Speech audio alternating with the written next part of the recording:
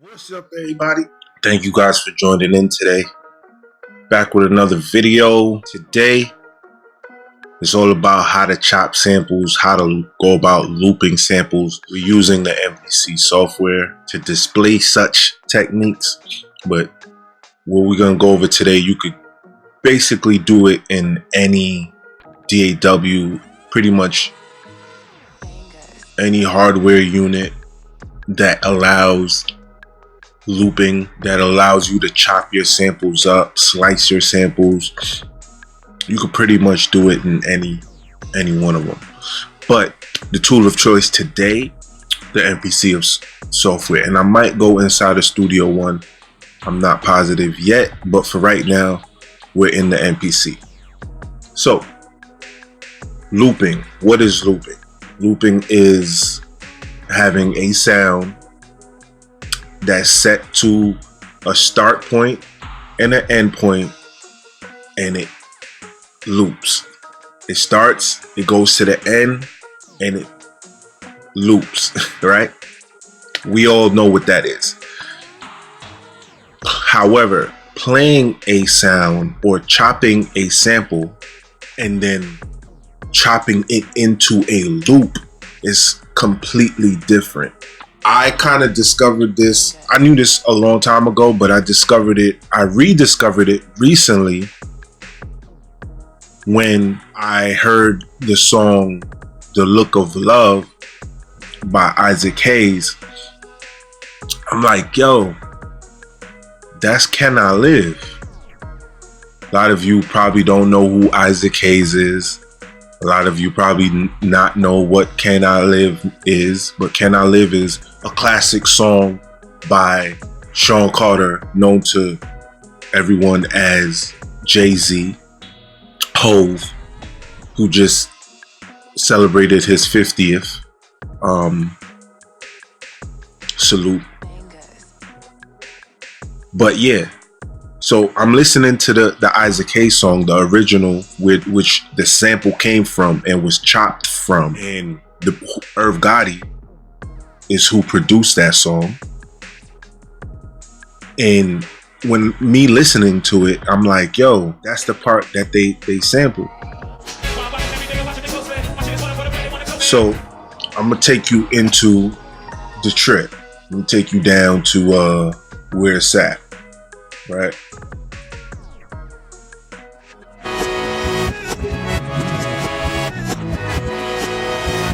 So that's the part that they use for when they remixed it with Alicia Keys.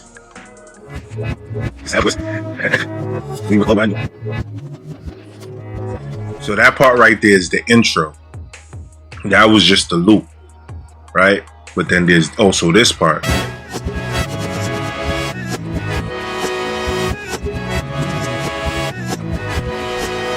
There's this part.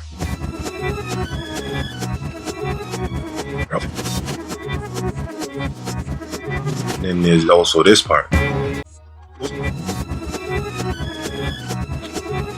Me listening to it, I'm like, yo, when I first tried to redo it,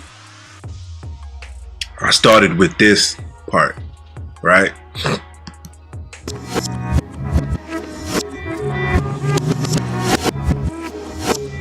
That drum fill is not in Jay-Z's Can I Live, right? I'm gonna insert the song, just that part right there, somewhere along in this video, so you guys could have reference point. I really don't even want to do that. Scratch that idea, because I might not be able to monetize it. And although this is free information, I'm not just doing it just doing it because I like blowing hot breath, right? Anyway, so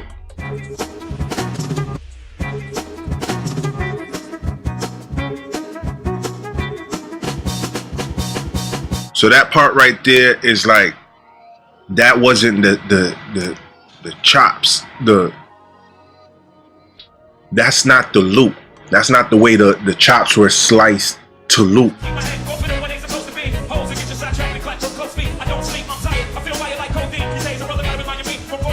But if you listen to this one,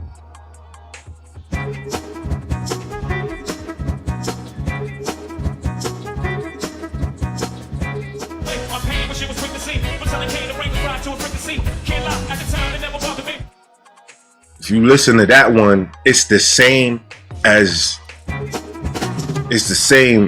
loop point, but it's played differently to actually loop, right?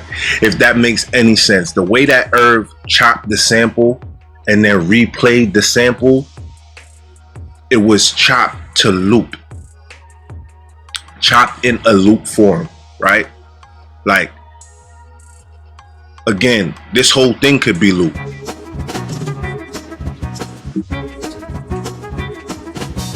But when you play it like this,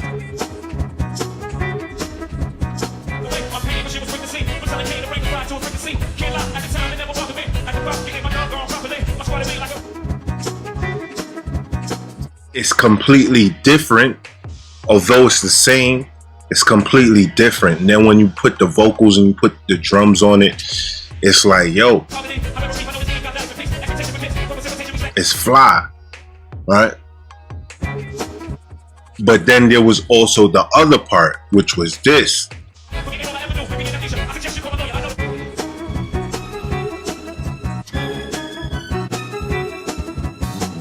That's how Irv put the switch up in there. And when Jay-Z was rapping to it, that's when the height of his verse began. And then it went to this part.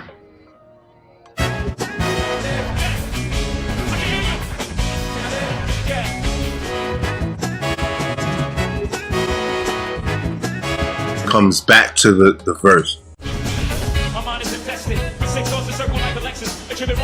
So I'm gonna play for you what how I got it, and then you could hear it out. And for those of us who are old enough who was outside basically while this was fresh, brand new, this was one of the dopest things, the dopest songs ever created in life, man.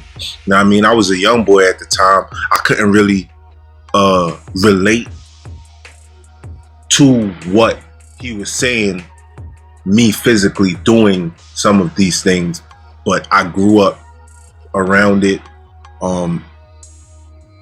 Family members, we all got some sort of connection to it. But as I grew older and was really living that life, I'm like, oh, this was what son was talking about. Know what I mean? But I'm gonna play for you my recreation of Can I Live. I didn't really I wanted to add some new wave drums, some trap drums and all that. Put an 808 on it. But it's a classic, man. I don't really think that I'm a do that. I might just to test the waters, but it's a classic. So I just wanted to basically get in the mindset of a Irv, get in the mindset of a Jay-Z, and build off of that momentum, and get in the mind and say, what was Irv thinking at the time when he sliced these samples this way? Because the way that he sliced the samples, when Jay heard the record, that's what motivated those bars, those lyrics. That's what glued it together. The way that the beat was produced is what became Can I Live, right? So I just wanted to get in that mindset, like, okay, the look of love, Isaac Hayes. Why did Irv pick this part? Because it's like a 7-minute song, y'all. For those that know, like, yo, it's this is the whole thing. It's 209 bars. It's 6 minutes and 22 seconds. Right? This thing is very long. So for what may, and there was open spots. There was other spots inside of this this song that was you could have taken from. And this song has been chopped and resampled and done over since 96. You know what I'm saying?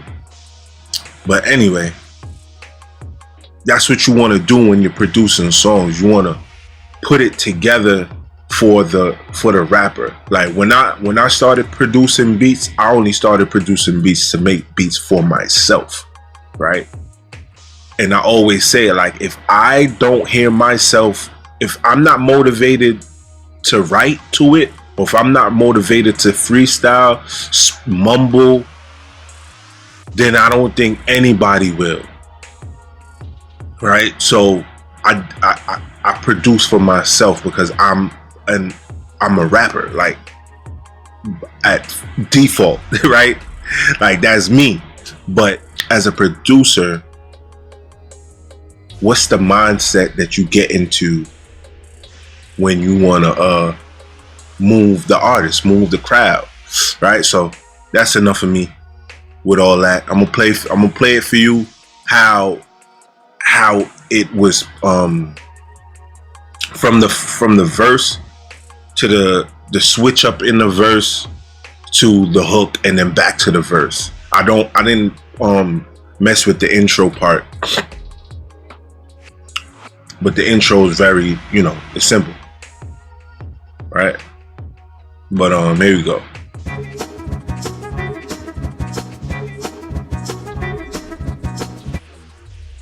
Where's the drums at? Why is the drums not? Yeah, hold on.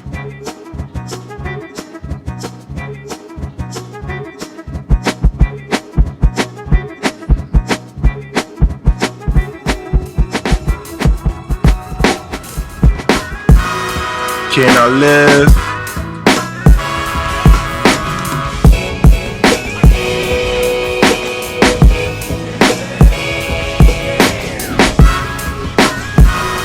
Can I live?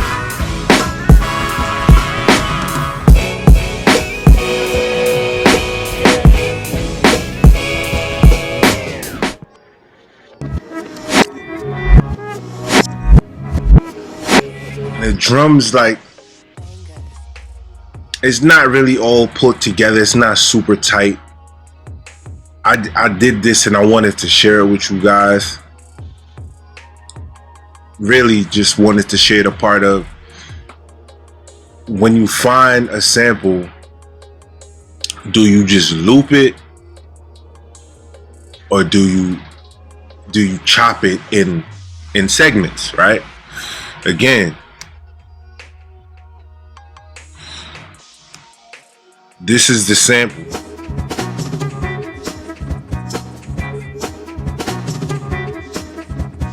You doing that? I'm like, that's not it. No, that's not it. That's not what, I don't remember that feel while Jay was rapping. Right? I don't remember that. So you go back now, and I'm like,